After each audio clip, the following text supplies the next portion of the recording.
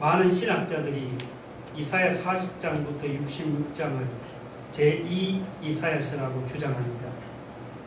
이 부분은 이사야가 기록한 것이 아니고 후대 사람이 이사야의 이름을 빌려서 기록했다고 주장합니다. 결론적으로 말하면 그것은 잘못된 주장입니다. 이사야가 성령의 감동을 받아서 이사야 전체를 기록한 것이지 후대 사람이 이사야의 이름을 빌려서 기록한 것이 아닙니다. 그런데도 신학자들이 제2 이사야서를 주장하는 이유가 무엇입니까? 우리는 그 이유를 2절에서 찾을 수가 있습니다. 2절을 한번 같이 읽어봅시다. 시작. 누가 동방에서 사람을 일깨워서 공의로 그를 불러 자기 발 앞에 이르게 하였느냐. 열국을 그의 앞에 넘겨주며 그가 왕들을 다스리게 하되 그들이 그의 칼에 티끌 같게 그의 활에 불리는 초계 같게 하며. 여기서 하나님이 동방에서 일깨우시는 사람이 누구를 가르칩니까? 그는 다름 아닌 바사의 고레스 왕을 가르칩니다. 고레스 왕은 물론 하나님을 모르는 이방 나라의 왕입니다. 하나님이 하나님을 모르는 바사의 고레스 왕을 불러서 세상 열국을 정복하는 정복자로 세우십니다. 하나님이 바사의 고레스 왕에게 얼마나 막강한 힘을 주셨는지 그의 칼 앞에 세상 왕들은 티끌같이 날아가고 그의 활 앞에 지푸라기처럼 날아가 버렸습니다. 바사의 고레스 왕이 일어나서 바벨론은 말할 것도 없고 수리아며 애굽이며 주변 모든 나라들을 다 정복했습니다. 그런데 하나님을 모르던 고레스 왕이 주변 나라들을 다 정복한 후에 느닷없이 포고령을 내렸어 바벨론에 사로잡혀간 유다 백성을 고국으로 돌려보냈습니다. 무너진 성전을 다시 재건하도록 했습니다. 놀라운 일이 아닙니까? 그런데 더 놀라운 일은 이사야와 이 고레스 왕은 같은 시대 사람이 아니라는 것입니다. 고레스 왕은 이사야가 죽은 지 160년 후에 태어난 사람입니다. 이사야가 하나님이 아니고야 160년 후에 태어날 사람의 이름을 어떻게 알 수가 있겠습니까? 그래서 신학자들은 이 부분은 이사야가 기록한 것이 아니고 후대 사람이 기록했다고 주장을 합니다. 물론 인간적으로 보면 맞는 말이죠. 그런데 성경은 뭐라고 말씀합니까? 4절을 보면 이 일을 누가 행하였느냐? 누가 이루었느냐? 누가 처음부터 만대를 불러내었느냐? 여기서 이 일은 무슨 일입니까? 이 일은 바사의 고레스 왕을 일으켜 세상 열국을 정복할 그 일을 가르칩니다. 이사야는 그런 엄청난 일을 누가 계획했으냐? 누가 그 일을 행하고 이루었냐고 따지고 있습니다. 이사야는 자기가 질문하고 자기가 이렇게 대답했어요. 4절 하반절. 나 여호와라 처음에도 나요 나중 있을 자에게도 내가 곧 그니라. 처음에도 나요 나중 있을 자에게도 내가 곧 그니라. 하나님은 처음이요 나중이요 알파요 오메가라는 말입니다. 처음부터 영원까지 계시는 영원하신 하나님이 그 일을 계획하시고 실행하고 이루었다는 말입니다.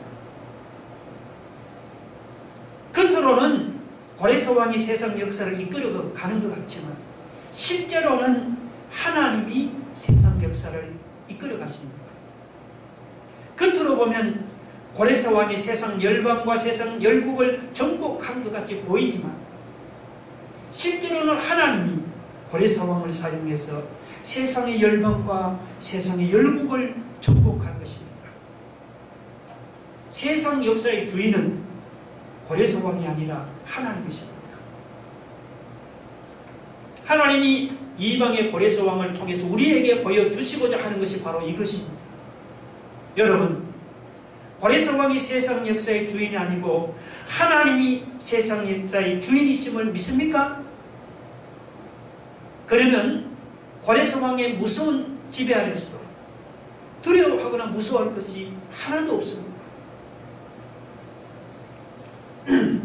세상 역사의 주인이 되신 하나님이 바벨론에 사로잡혀간 유다 백성을 본국으로 돌아오도록 하기 위해서 하나님을 모르는 고레스 왕을 잠시 사용한 것뿐입니다. 세상적으로 보면 바사는 바벨론을 멸망시킨 세계 최강의 나라였습니다. 그에 비하면 유다는 너무도 초라하고 보잘것없는 나라였습니다. 그런데도 하나님은 바벨론이나 바사에게 관심이 있는 것이 아니고 이렇게 초라하고 보잘것없는 유다에게 관심이 있었습니다. 여기서 구약시대 유다 백성은 신약시대 바로 예수 믿는 우리 신자를 가르칩니다.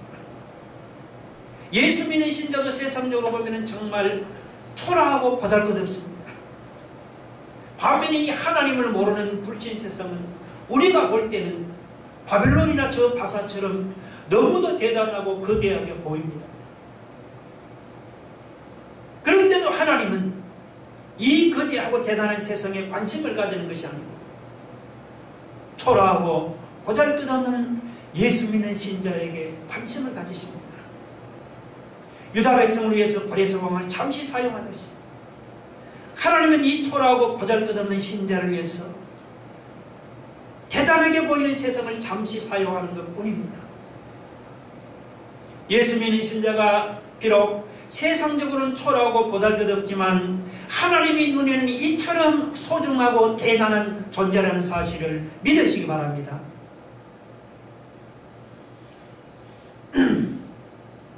하나님이 이렇게 동방에서 한 사람을 이렇게 세워서 세상 열국과 세상 열방을 정복하는 정복자를 세우자 이웃 나라들의 반응이 어떠했습니까?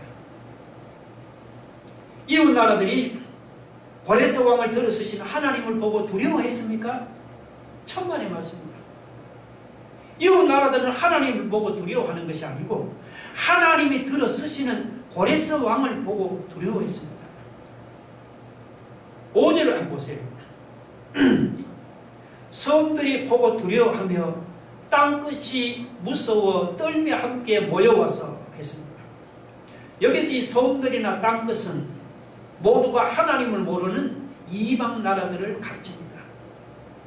하나님을 모르는 이방 나라들은 바사의 고레스 왕의 세력을 떨치며 일어난 것을 보고 두려워하고 무서워했습니다. 당시 주변 나라들에게 고레스 왕은 싸우기에는 너무도 무서운 상대였습니다. 그래서 이웃 나라들은 고레스 왕에 대항하기 위해서 함께 힘을 합쳐 동맹을 맺었습니다. 6절을 보면 함께 모여와서 각기 이웃을 도우며 그 형제에게 이르기를 너는 힘을 내라 하고 있습니다. 주변 나라들이 고레스 왕에 대항하여 동맹을 맺는 것을 이렇게 표현을 했습니다. 그들은 서로를 형제라고 부르면서 힘을 합쳐 고레스 왕을 대적을 했습니다. 그러나 아무리 여러 나라들이 힘을 합쳐본들 그 강한 고레스 왕을 대적하기에는 역부족이었습니다. 자, 주변 나라들이 군사 동맹으로는 고레스 왕을 도무지 이길 수가 없습니다. 그 다음에는 우상을 만들어 놓고 우상에게 도움을 구하기 시작했습니다. 7절을 한번 보세요. 목공은 검장색을 격리하며 망치로 고르게 하는 자는 매질꾼을 격리하며 이르기를 땡질이 잘 된다 하니 그가 못을 단단히 박아 우상을 흔들리지 않게 하는도다. 자, 여기를 보면 지금 목공이나 검장색이나 매질꾼이 서로 격려하면서 우상을 만드는 일에 전념하고 있습니다. 실제로 역사를 보면 바빌론이 그랬습니다. 바빌론은 바사의 고레스 왕의 침략을 물리치기 위해서 우상의 전각을 만드는 일에 힘을 쏟아부었습니다. 여러분, 하나님을 모르는 사람이 어려움이나 위기를 당하면 기껏 한다는 것이 이렇게 우상을 만드는 것뿐입니다. 그러나 바빌론은 우상을 만드는 일에 전념했음에도 불구하고 그들은 결국 고레스 군대에 의해서 멸망당하고 말았습니다. 여러분, 바벨론만 우상을 찾는 것이 아닙니다. 하나님을 모르는 사람은 어려움이나 위기를 당하면 누구나 다 우상을 찾아갑니다. 지금도 우리 주변을 보면은 똑똑하고 배웠다는 사람들 중에 여러분, 돼지대가리를 갖다 놓고 고사 지내는 사람이 얼마나 많습니까? 하는 일이 좀 잘 안 풀리고 어렵다고 점을 치고 무당을 찾아가는 사람이 주변에 얼마나 많습니까? 여러분, 사람들이 돼지대가리를 갖다 놓고 절한다고 그 돼지대가리가 자기들을 지켜줍니까? 사람이 무당을 찾아가고 점을 친다고 그 무당이나 점괘가 자기한테를 예측해 주기라도 합니까? 말이 안 되는 소리죠. 이렇게 배웠다는 사람이나 똑똑하다는 사람이 왜 이렇게도 어리석은 짓을 하고 있습니까? 그 이유는 사람들이 하나님을 모르기 때문입니다. 처음이요 나중이신 하나님, 알파요 오메가이신 하나님을 모르기 때문에 사람들이 그런 어리석은 짓을 합니다. 사람들이 천지를 지으시고 만물을 주관하시는 전능하신 하나님을 안다면 돼지대가리에 절하라고 하지 않을 것입니다. 인생의 주인 되시는 하나님을 사람들이 모르기 때문에 그렇게 무당을 찾아가고 점을 치는 것입니다. 속리산 법주사에 가면 우리나라 최대의 불상이 있습니다. 그 높이가 무려 33m라고 합니다.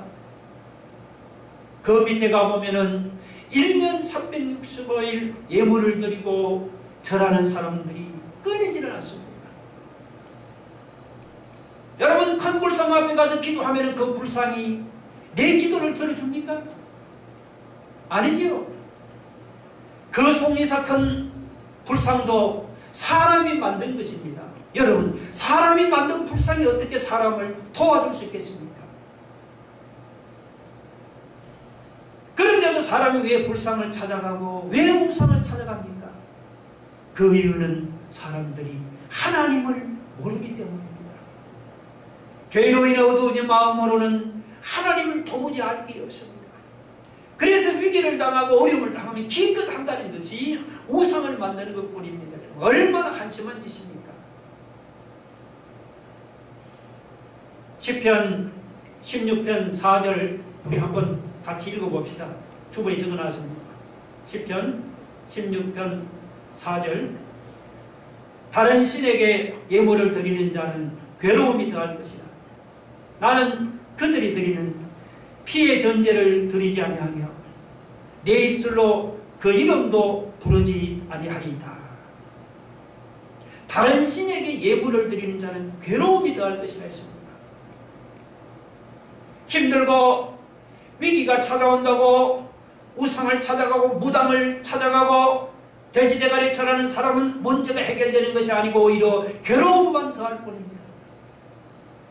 우리는 어렵고 힘들수록 우리는 위기를 당할수록 도울 힘이 없는 우상을 찾아갈 것이 아니고 살아계신 하나님, 처음이요 나중하신 전능하신 하나님을 찾아갈 수 있기를 주의 이름으로 축원합니다.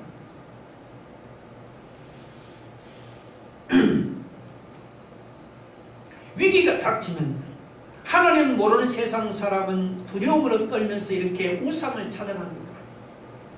그러나 이스라엘 백성은 위기 중에서도 하나님이 친히 위로해 주십니다. 아니, 유다 백성이 도대체 어떤 백성이기에 위기 중에서도 하나님이 친히 그들을 위로해 주십니까? 이사야에 나오는 본문 8절 9절에서 유다 백성을 세 가지 호칭으로 부르고 있습니다. 첫째는 나의 종 이스라엘입니다. 둘째는 내가 택한 야곱입니다. 그리고 셋째는 나의 것 아브라함의 자손입니다. 먼저 나의 종 이스라엘에 대해서 한번 생각해 봅시다. 종은 여러분 주인의 명령에 복종해야 하는 의무도 있지만 종에게는 주인이 생계를 책임지고 지켜주고 보호하는 일은 특권도 있습니다. 유다 백성과 하나님과의 관계도 종과 주인과의 관계입니다. 유다 백성은 하나님의 종으로 하나님의 명령에 복종해야 하지만 동시에 그들은 하나님의 종으로서 주인 되시는 하나님으로부터 생계를 책임지고 보호받는 이런 특권도 받아 누리는 것입니다. 우리도 하나님의 종으로서 하나님 앞에 이런 특권을 받아 누릴 자들입니다. 그 다음 내가 택한 야곱에 대해서 생각해 봅시다. 야곱은 여러분 약삭빠르고 속이기를 잘하던 인물이었습니다. 하나님은 그런 야곱을 택했어. 이스라엘이 되게 했습니다. 이스라엘은 승리자라는 뜻 아닙니까? 하나님은 약삭빠르고 남을 속이기로 잘하는 야곱을 택하사 승리자가 되게 했습니다. 하나님은 사기꾼 야곱을 택하사 완전히 새 사람으로 만들었습니다. 그 다음이 나의 벗 아브라함의 자손에 대해서 생각해 봅시다. 하나님은 유다 백성을 나의 벗이라고 하면서 친구로 불러주십니다. 아니 창조주 하나님이 피조물을 친구라고 불러주시다니 이것이 얼마나 분에 넘치는 사랑입니까? 유다 백성이 하나님으로부터 친구처럼 맡기고 사랑하고 소중히 여기는 분에 넘치는 사랑을 받아 누리게 되었습니다. 세상 사람들은 우리 예수 믿는 신자를 별 볼 없는 사람이라고 생각할지 모릅니다. 그러나 그렇게 생각하는 것은 예수 믿는 신자를 잘 몰라서 하는 말입니다. 여러분 예수 믿는 신자가 보통 사람이 아니에요. 하나님이 오실 때 예수 믿는 신자도 정말 유다 백성처럼 하나님이 아끼는 종이고 하나님이 택한 야곱이고 하나님이 아끼고 사랑하는 친구인 겁니다. 예수 믿는 신자의 주인이 되어서 우리의 생계를 책임지고 보호하시는 하나님, 야곱 같은 사기꾼을 택하사 이스라엘이라는 승리자로 만들어주신 하나님, 초라하고 보잘것없는 우리를 친구라고 불러주신 하나님, 위기에 처한 우리를 위로하지 않겠습니까? 오늘 유다 백성을 위로하는 그 하나님, 예수 믿는 신자도 당연히 위로하실 줄로 믿으시기 바랍니다. 그러면 하나님이 유다 백성을 어떻게 위로하십니까? 오늘 10절이 유다 백성을 위로하는 하나님의 말씀입니다. 우리 한번 같이 한번 읽어봅시다. 다 같이 시작. 두려워하지 말라. 내가 너와 함께함이라. 놀라지 말라. 나는 내 하나님이 됨이라. 내가 너를 굳세게 하리라. 참으로 너를 도와주리라. 참으로 나의 의로운 오른손으로 너를 붙들리라. 읽고 또 읽어도 정말 위로가 되는 말씀이죠. 지금 바벨론과 주변 나라들이 동맹을 맺고 고레스 왕을 공격하려고 합니다. 고레스 왕이 만약 이 전쟁에서 패한다면 자신만 낭패를 당하는 것이 아니고 유다 백성도 함께 낭패를 당합니다. 왜냐하면 고레스 왕이 유다 백성을 본국으로 돌려보내기로 했는데 만약 그가 이 전쟁에서 패하면 유다 백성이 본국으로 돌아가는 그 소망도 물거품이 되고 말기 때문이죠. 자, 상황이 이르니 유다 백성이 두려워하는 것도 무리가 아니죠. 그런데도 하나님은 두려워하는 유다 백성에게 두려워하지 말라, 놀라지 말라고 위로하십니다. 유다 백성이 두려워할 상황에서 두려워하지 말고 놀랄 만한 상황에서도 놀라지 말아야 할 이유가 무엇입니까? 그 이유는 하나님이 유다 백성과 함께 하시기 때문입니다. 두려워하지 말라, 내가 너와 함께함이라. 놀라지 말라, 나는 내 하나님이 되리라. 하나님은 두려워하는 유다 백성에게 내가 너와 함께하니 두려워하지 말고 놀라지 말라고 하십니다. 처음이요 나중이신 하나님, 알파요 오메가이신 전능하신 하나님이 유다 백성과 함께하는데 두려워할 일이 어디 있고 놀랄 일이 어디 있습니까? 여러분, 유다 백성과 함께하는 하나님이 우리와도 함께하십니다. 전능하신 하나님, 처음이요 나중이신 하나님, 우주 만물을 지으신 창조주 하나님이 내 하나님이 되십니다. 그 하나님이 내가 너를 굳세게 해준다. 참으로 나의 의로운 오른손으로 너를 붙들고 너를 도와준다고 약속을 했습니다. 여러분, 세상에 이것보다 도대체 위로가 되는 말씀이 또 어디 있습니까? 코로나 위기를 당해서 알 수 없는 두려움이 엄습해 옵니까? 장래를 생각하면 괜히 가슴이 두근거리고 그저 놀라운 일만 생각납니까? 그때는 여러분, 전능하신 하나님이 나와 함께 하시며 하나님이 의로운 손으로 나를 꽉 붙들어 주신다는 사실을 믿으시기 바랍니다. 믿으면 믿음대로 두려움이 사라집니다. 믿으면 믿음대로 나를 도와주시고 나를 붙들어 주시고 나를 굳세게 하시는 하나님의 능력이 내 앞에 나타날 줄로 믿으시기 바랍니다.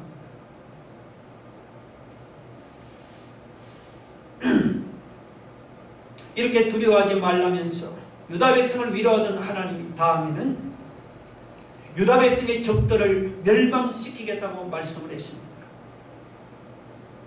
11절 12절을 한번 보세요. 보라, 내게 노하던 자들이 수치와 욕을 당할 것이요 너와 다투는 자들이 아무것도 아닌 것 같이 될 것이며 멸망할 것이다. 내가 찾아도 너와 싸우던 자들을 만나지 못할 것이요 너를 치는 자들은 아무것도 아닌 것 같고 허무한 것 같이 되리라. 이것은 하나님이 유다 백성에게 하는 말씀입니다. 여기서 이사야 선지자는 유다 백성을 괴롭히는 원수들을 네 가지로 표현을 했습니다. 첫째는 내게 노하던 자들입니다. 둘째는 너와 다투는 자들입니다. 셋째는 너와 싸우던 자들이고 넷째는 너를 치던 자들입니다. 성경을 보시면 유다 백성을 괴롭히던 아수르나 바벨론이 정말 그랬습니다. 그들은 유다 백성을 향해서 노하고 유다 백성들과 다투고 싸우면서 자기들이 강한 세력을 가지고 유다를 치고 압박하면서 괴롭히는 원수를 했습니다. 그런데 본문은 여러분 뭐라고 말씀합니까? 오늘 본문은 유다 백성에게 내게 노하던 자들이 수치와 욕을 당한다고 말씀합니다. 너와 다투던 자들이 아무것도 아닌 것 같이 될 것이며 멸망당할 것이라고 말씀합니다. 너와 싸우던 자들은 찾아도 만나지 못할 것이며 너를 치는 자들은 아무것도 아닌 것 같고 흠한 것이 되리라고 말씀하고 있습니다.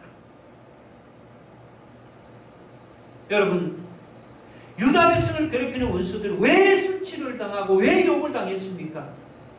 원수들은 왜 아무것도 아닌 것 같이 되고 멸망당했습니까?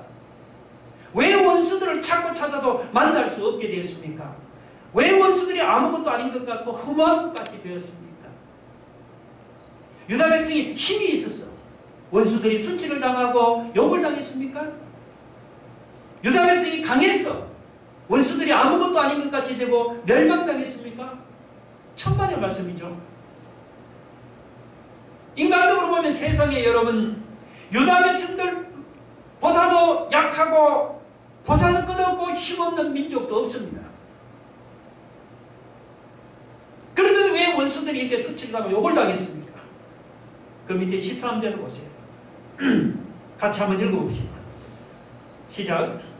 이는 여호와 너의 하나님이 내 오른손을 붙들고 내게 이르기를 두려워하지 말라 내가 너를 도우리라 할 것입니다. 원수들이 멸망당한 것은 유다가 힘이 있어서가 아니에요.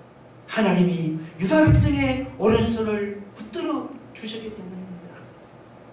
하나님이 유다 백성들을 도와주시기 때문에 원수들이 수치를 당하고 욕을 당하고 아무것도 아닌 것 같이 되었습니다. 우리가 하나님을 붙잡는 것이 아닙니다. 하나님이 우리를 붙잡아 주십니다. 여러분, 우리가 하나님을 붙잡으면 힘이 빠지면 놓칠 수 있잖아요. 그러나 하나님이 강한 손으로 우리를 붙잡고 계시면 우리를 절대로 놓지를 않으려 하십니다. 우리가 물 가운데를 지나든지 우리가 불 가운데를 지나든지 우리가 어떤 환난 가운데서도 하나님은 언제나 우리를 붙잡고 계십니다. 나를 향해서 화를 내거나 나에게 노하는 사람이 있습니까? 나와 다투거나 나와 싸우는 사람이 있습니까? 입에 거품을 물고 성난 얼굴을 하고 나를 막 치려고 달려드는 그런 사람이 있습니까? 나를 괴롭히는 이런 원수들을 보면 정말 두려움만 생기고 불안감만 생기죠. 정말 원수들로부터 괴롭힘을 당하거나 시달림을 당할 때는 마음이 너무너무 고통스럽습니다. 그러나 여러분, 그때는 잊지 말고 기억해야 할 것이 있습니다. 원수들이 지금은 나를 향해 노하지만 필경은 수치를 당하고 욕을 당한다는 것입니다. 원수들이 지금은 나와 함께 다투고 싸우지만 결국은 아무것도 아닌 것 같이 멸망한다는 사실입니다.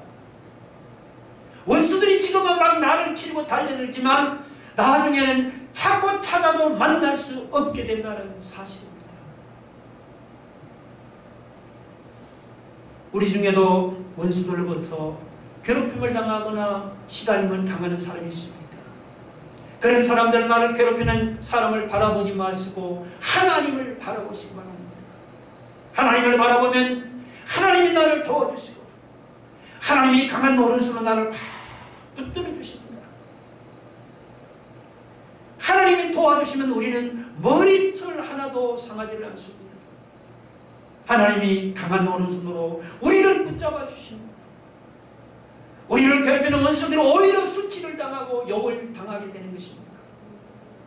하나님이 우리를 굳세게 하시면 우리를 괴롭히는 원수들을 찾고 찾아도 만나지 못하고 사라집니다.